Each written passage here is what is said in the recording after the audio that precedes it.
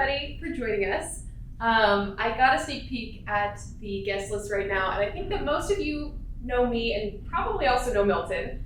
But just in case, my name is Emma Clark. I'm a senior account manager here at VestEd, and I'm really excited to be joined today in our brand new VestEd HQ right off of Union Square by Milton Ezrati, our chief economist here at VestEd. And we're going to be having a conversation today about the economic recovery of New York City. It's something that's on a lot of our minds, and recording in progress. For those of us who are outside of New York City, it of course is still a significant economic bellwether and influencer for the rest of the country. So we're gonna have a little conversation about that today. So Milton, thank you for being here. Welcome.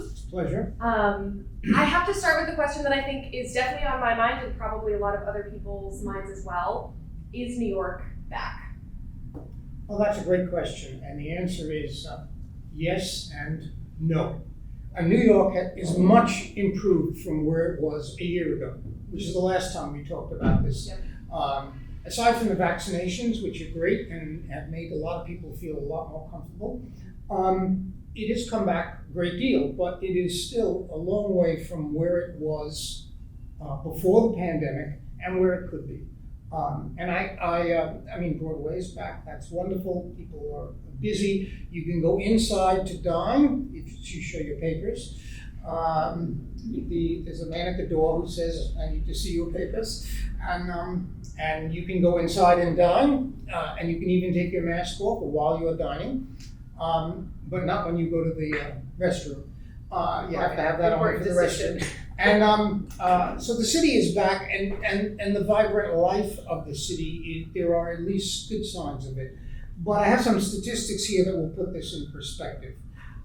Because not only is New York not coming back as fully as it did, it is lagging the rest of the country. And that's true of all the big cities. They're all lagging the rest of the country.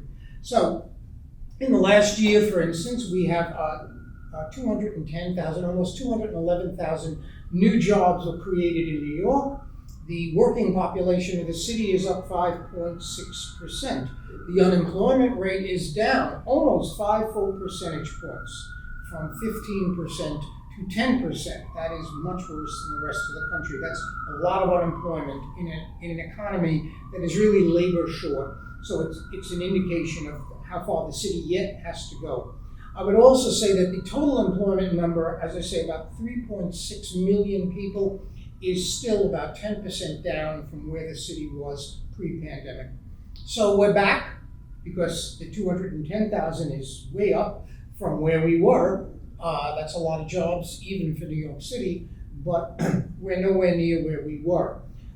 Foot traffic, which is the bread and butter of New York, more than just any other city in the country about, and it's what supports the tremendous number of restaurants and shops and creates the vibrant scene here, and supports Broadway, I might add.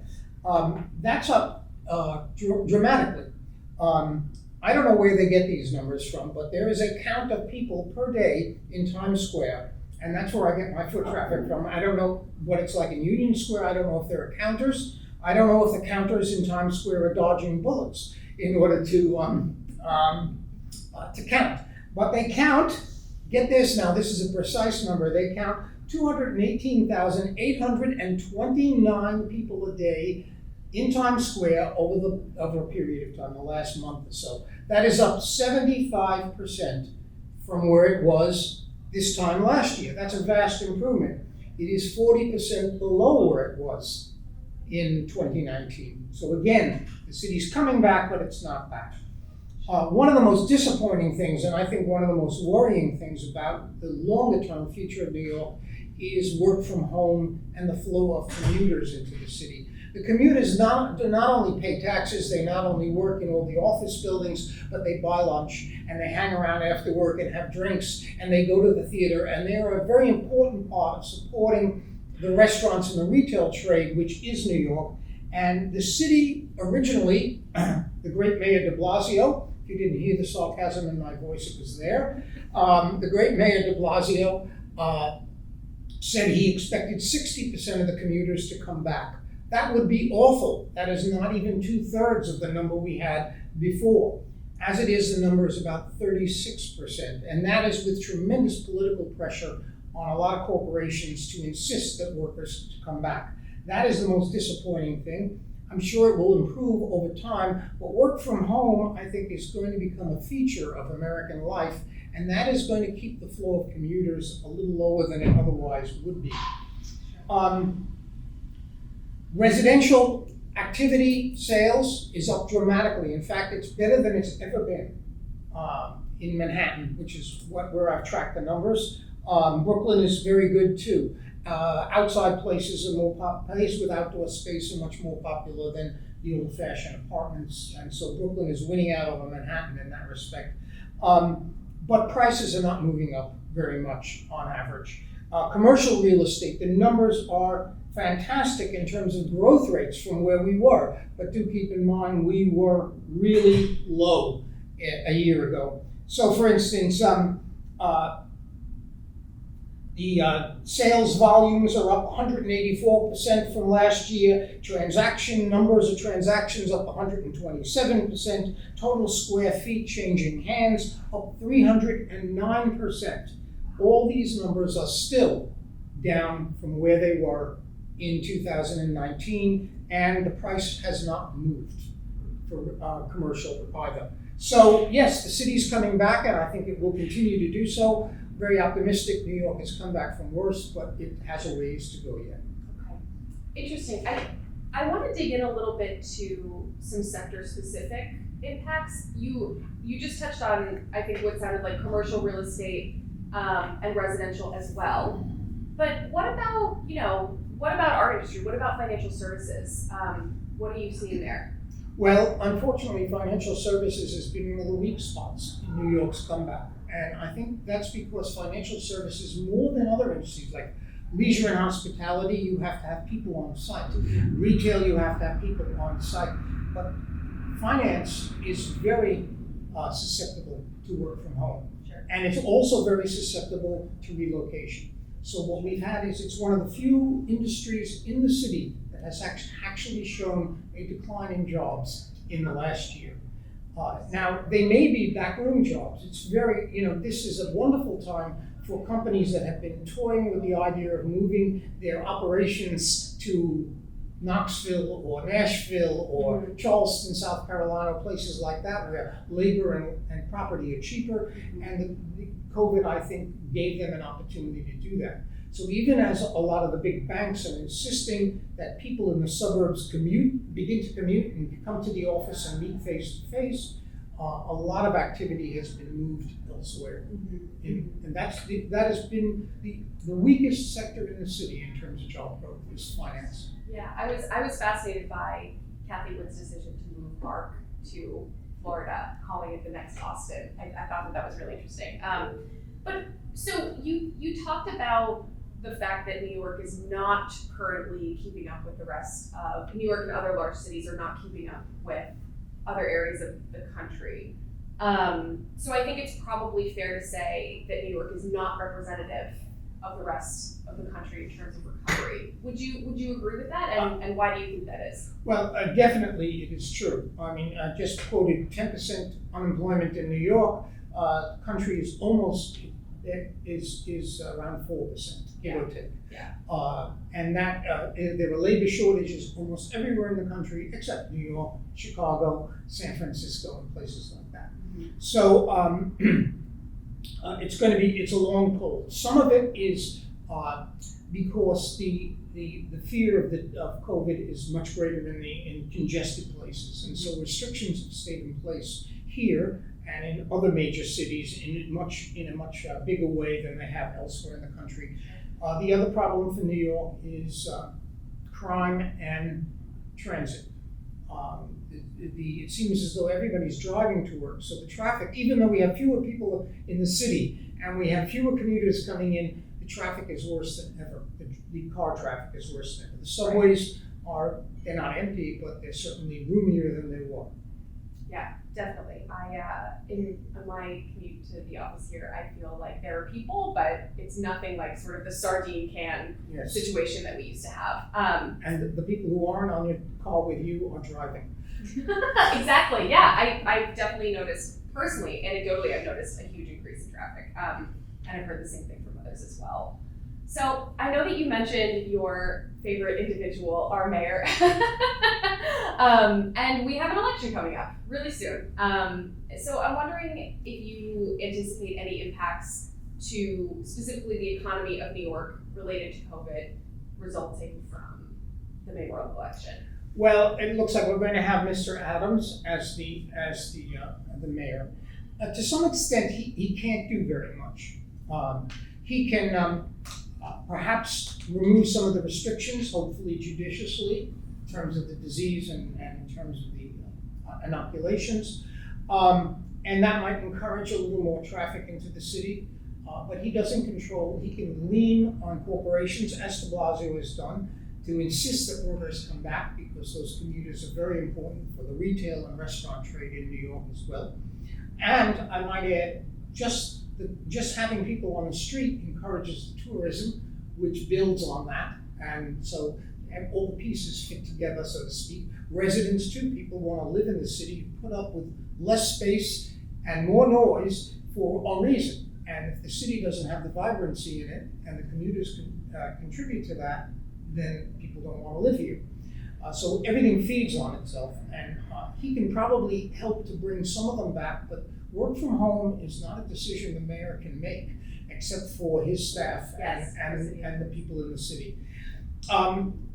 It would help a great deal to invest money in transit, but that's not his call either. That's run by the state. And I'm not sure the new governor, whoever, this woman now, Hochul, and whoever wins the election, it looks like it might be her.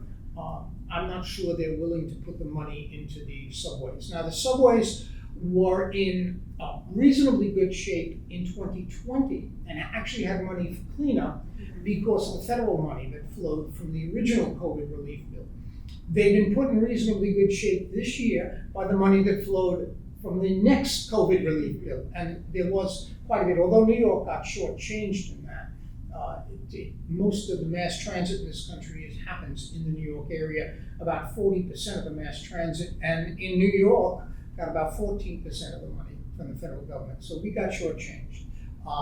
That's not always the case, but we got shortchanged in that. The problem is that the New York City subways have tremendous need for capital improvement, and this money is not going to do that. And the only way we can get that is if the state puts its borrowing power behind the fundraising for that. And Adams can talk to the governor, he can lobby, but he has no power.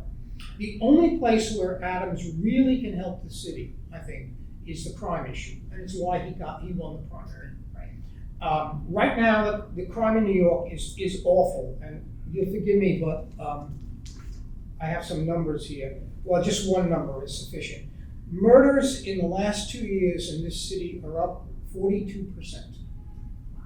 And that is a lot. And I made a joke about bullets in Times Square, but it is not a joke. Now, so far, the crime in the city has not affected the commuter decisions. It has not affected location decisions because, and this is where Adams hit the nail on the head, it is confined to certain neighborhoods that are not of interest to commuters and tourists and a lot of people.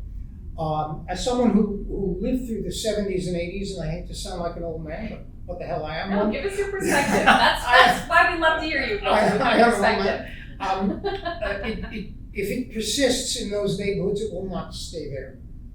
And so I think Adams had, and there are many things he has said and done in his career that I object to, a lot of people object to, but Adams, I think, has hit the nail on the head. It has to be stopped in these neighborhoods, otherwise it will destroy tourism, it will destroy business, and that's what happened in the 70s and 80s in New York City. And crime is a big issue. Right now it's not making headlines because it's in neighborhoods that the headline writers don't care about. But it won't stay there.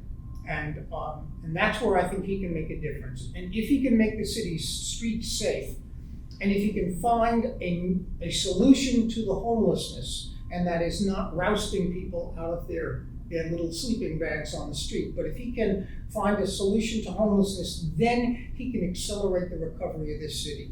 That's the area where he can do it, and hopefully he will. Yeah, that's huge.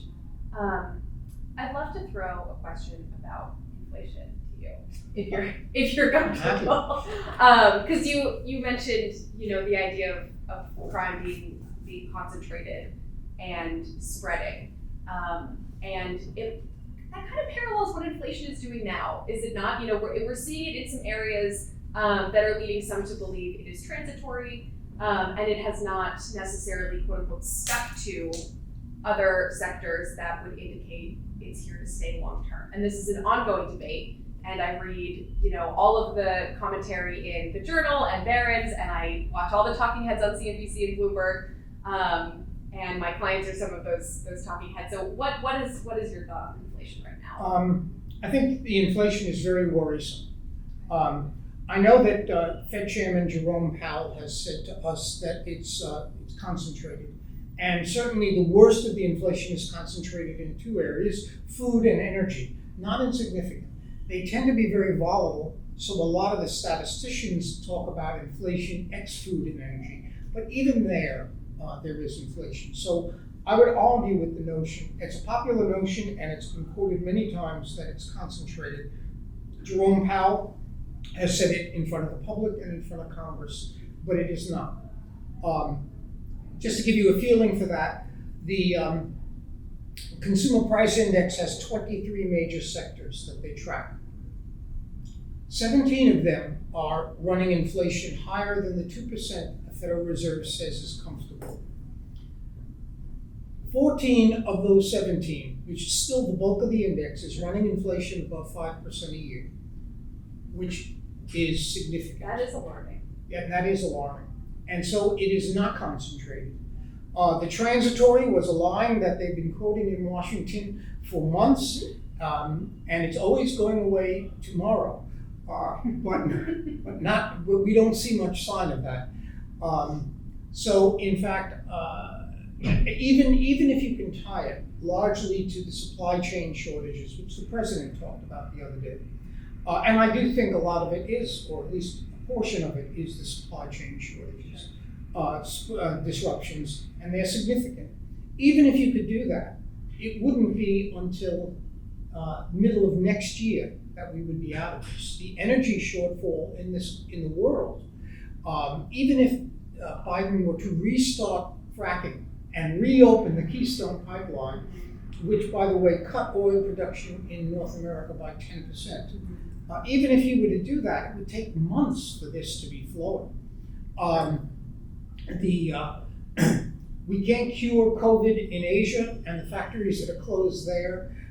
One of the things that I thought was very interesting is the Chinese are so concerned about COVID that any ship that comes into a Chinese harbor has to be quarantined for a week. And then it's unloaded. And then it's reloaded. But that week slows the turnaround. So all the exports from China and the imports that China's getting have been slowed by COVID.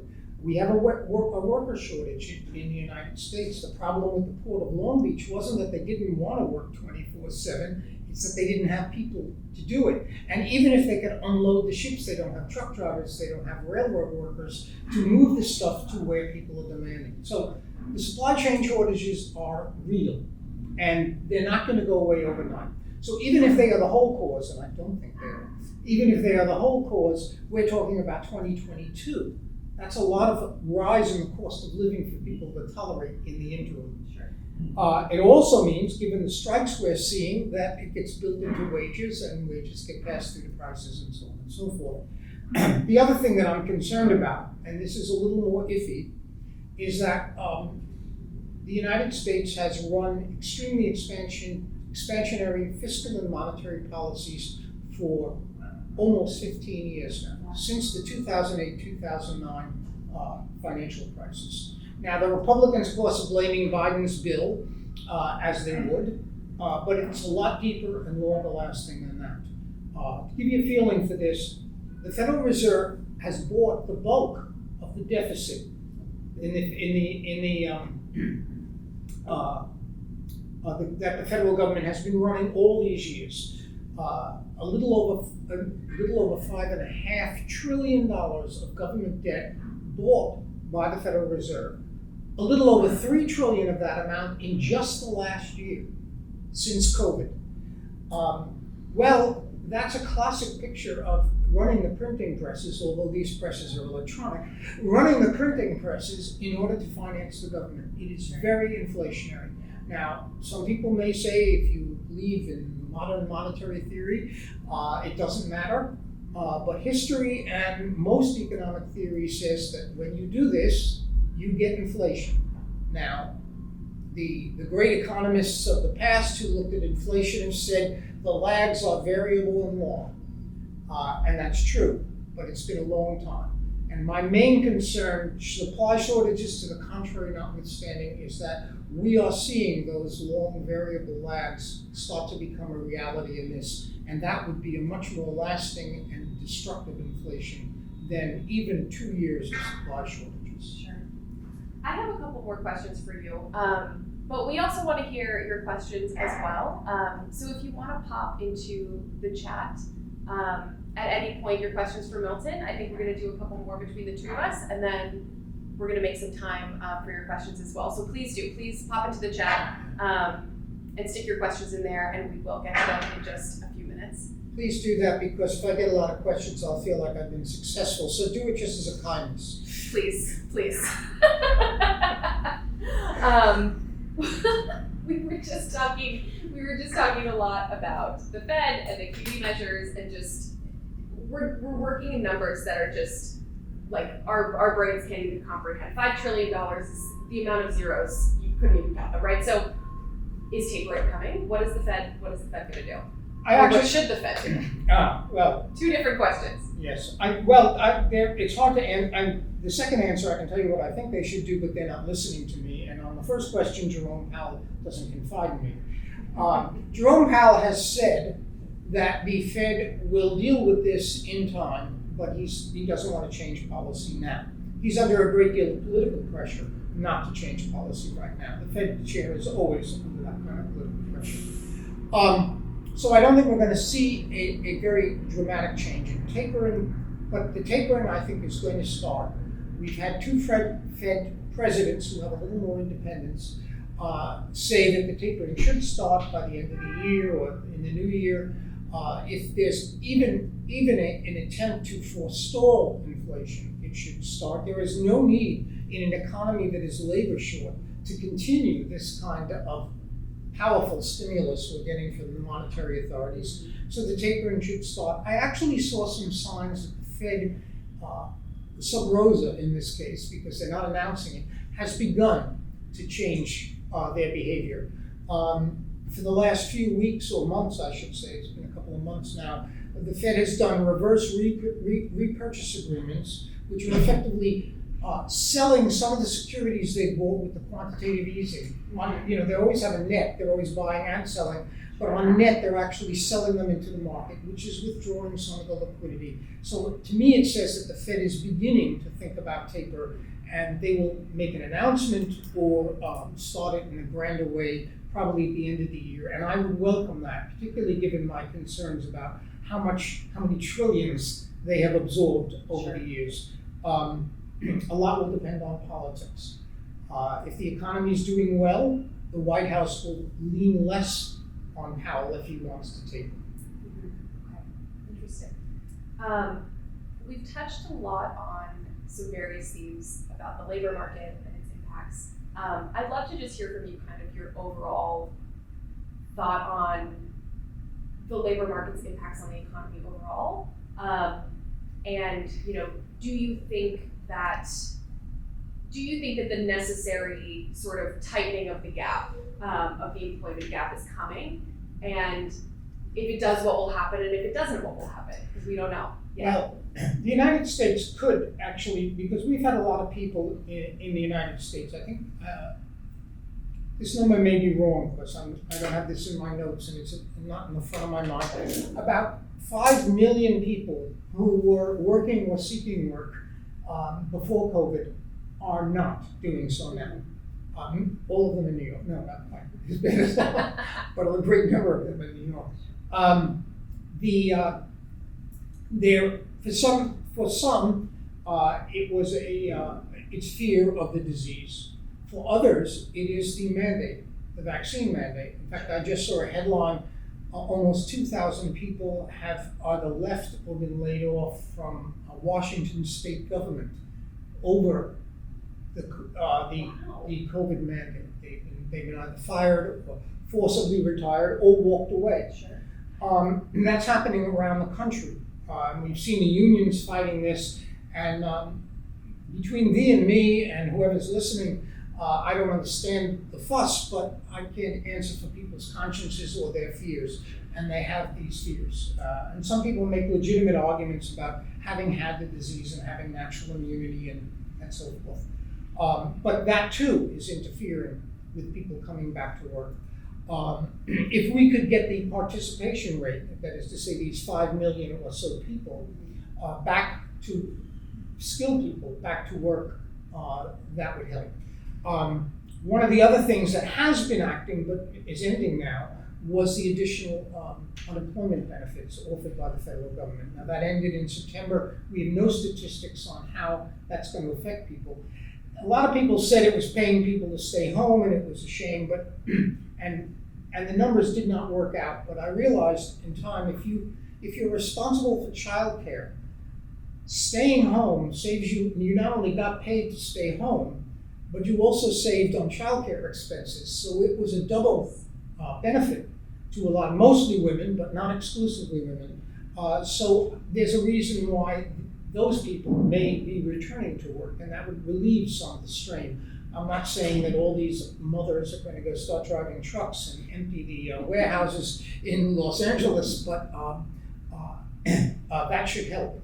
But there are still a great many benefits that have been given people through the 2 COVID relief bills that remain in place, and they are effectively making it so that people do not have to go back to work.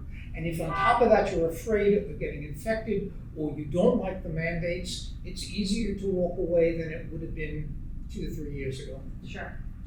Interesting. Okay. Well, while we're waiting for questions from our audience, I would love to know, Milton, kind of just more of a general question. I'm a huge nerd for the markets. I love to understand your perspective on not only the economy, but specifically the markets. And do you, when you kind of survey the lay of the land, do you see any frothiness, any potential bubbles coming? Or do you see any bright spots in the markets overall, whether equity or fixed income, or what are you looking at?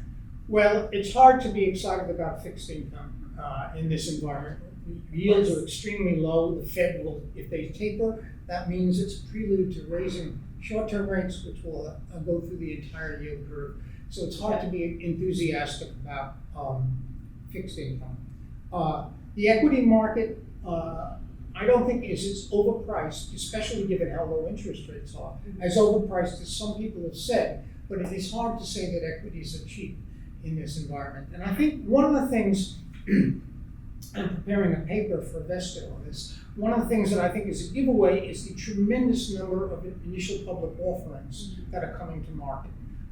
It's been a boom. And even though the Chinese have shut down their flow of initial public offerings, the numbers are still far higher than they were last year or the year before. Last year, because it's affected by the pandemic, maybe it's a bad comparison, but even the year before.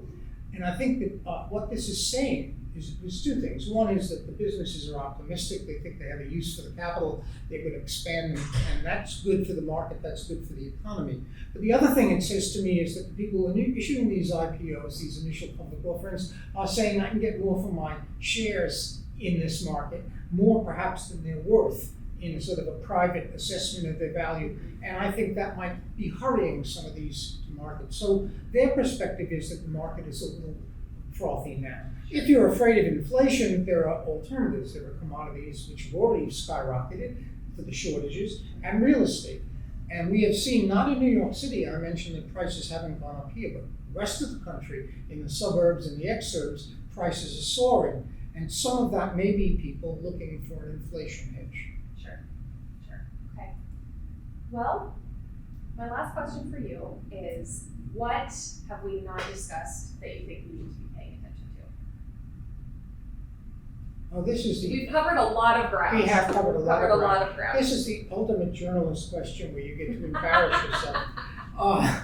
Always take the opportunity, remember that. Yes. When you're asked anything else, always take the opportunity. Yes. I think that one of the things that threatens in this environment, and I just put a paper up on the VestEd website on this, is this situation in China with this Evergrande.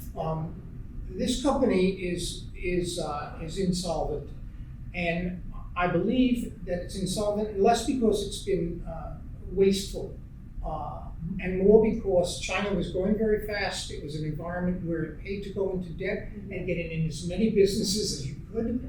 And I think there are other companies like Evergrande. There's already several small companies that have failed in China. This is effectively the same sort of situation the United States faced in 2008, 2009, not quite on as grand a scale. And that could disrupt markets if Beijing, if the Chinese government doesn't take steps to alleviate the crisis of confidence that occur, that could come across the Pacific very fast and would blindside all of us. That worries me. So now, ask Brad a question so we can end this conversation on a good happy note. Any holiday plans? No. I know, I understand. There's a lot of turmoil, and maybe I can ask you just a little bit more of sort of an economic question, but with a personal flavor to it. Because when I said that we like to hear your perspective, I mean it. I appreciate hearing from you because it's very easy, especially when we seem to be living through nothing but unprecedented times. Like, I would just love to have a moment that feels precedented, right? It's very stressful. We're all going through a lot. And it's easy to panic when you don't have the perspective. So, Milton, what makes you hopeful now for the future of this country, for our economy, for humanity? What makes you hopeful right now? What gives you hope? Actually, you mentioned unprecedented and unprecedented. And I'll come back to New York. If you look at the history of New York City, it has come back from a lot worse than this pandemic in the past. Indeed, it came back. It's noteworthy, and I listen to a lot of pessimistic people say that the pandemic will be depressing people and keeping activity down for a long time. It's noteworthy that the Spanish flu pandemic that killed many more proportionally to COVID was much more frightening, just was followed by the Roaring '20s. And I think that even if we don't get the kind of policies out of Washington and New York City that I think are appropriate, it's remarkable the resiliency of business and people in this economy and in others as well. So I think there's a reason to bet on higher numbers in the future, and I don't mean get, higher numbers in the future. But mostly I'm going on a kind of a vague extrapolation of the history that says we've conquered these things in the past. And it's not just the pandemic. Sure. Keep calm and carry on, right? Yes. Cool. Keep calm. All right. Great. Well, I think that wraps us up. I don't see any questions from the audience, but you all know where to find Milton. And if you don't know where to find Milton, you all know where to find me, and I can find Milton for you. So thank you so much, Milton, for your time. This has been awesome. I've learned so much, and I hope that everybody in our audience has too. So thank you so much. We hope that you join us again for another VestEd session. But in the meantime, take care. Thanks Thank again. You. Recording stopped. Did we do that? It's insulting. It's insulting. That's what it is.